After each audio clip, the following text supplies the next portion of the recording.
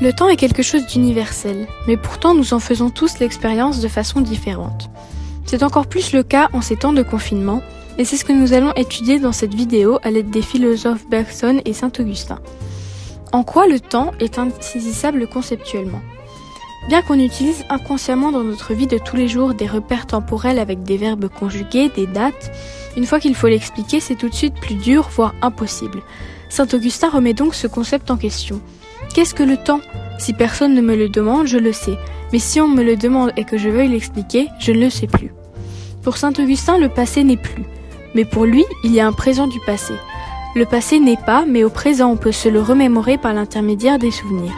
En effet, la sensation qu'on a du temps passé est réelle, et cela est ce qu'on appelle le présent du passé, et aussi ce que Saint-Augustin qualifie de mémoire. Le présent est ce qui est, mais ce qui est en permanence en train de ne plus être, de passer au passé. S'il était toujours présent sans passer au passé, il ne serait plus le temps, mais l'éternité. Le futur, lui, n'est pas encore, l'avenir n'est pas encore.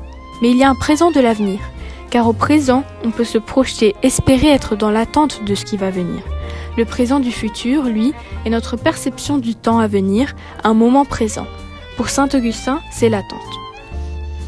Le temps n'est jamais figé, c'est un pur passage, il est insaisissable. Le temps n'est pas, le temps passe, c'est ce qui le définit.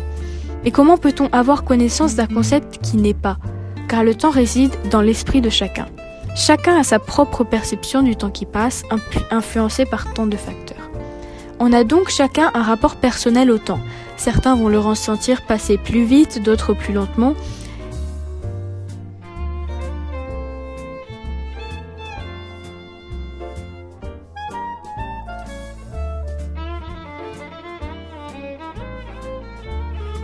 Et c'est cela que ça devient intéressant en cette période de confinement.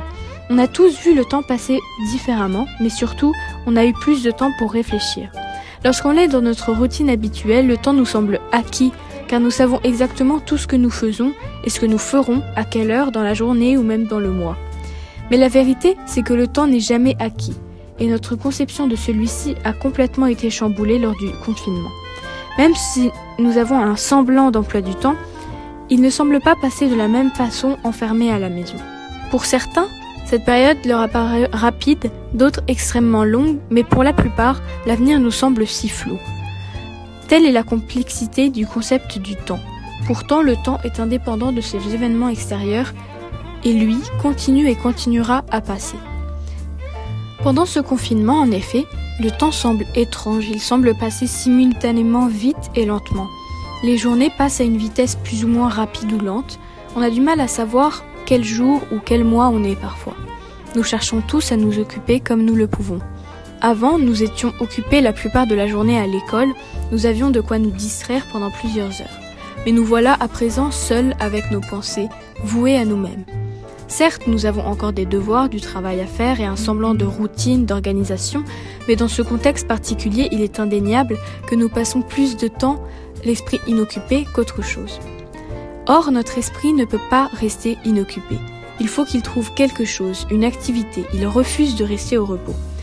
Et en tant que mortel, quoi de plus préoccupant pour notre cerveau que la mort ? Celle-ci est omniprésente, encore plus durant ces temps particuliers. Elle nous concerne tous, elle est inévitable. Bien sûr que nous allons y penser. Cela fait des siècles que nous le faisons. C'est pour cela que nous cherchons tous à occuper notre esprit par la voie du divertissement. En passant d'objectif à objectif, de désir en désir, en se disant qu'une fois tel but ou tel désir atteint, nous serons enfin heureux.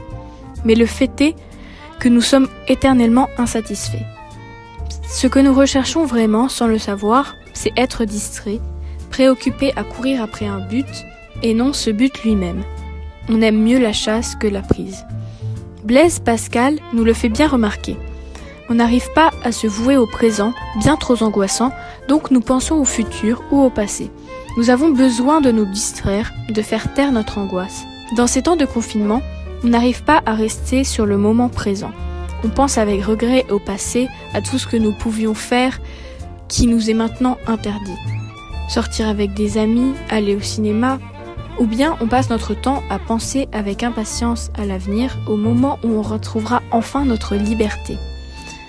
on pourra à nouveau faire ce que nous voulons.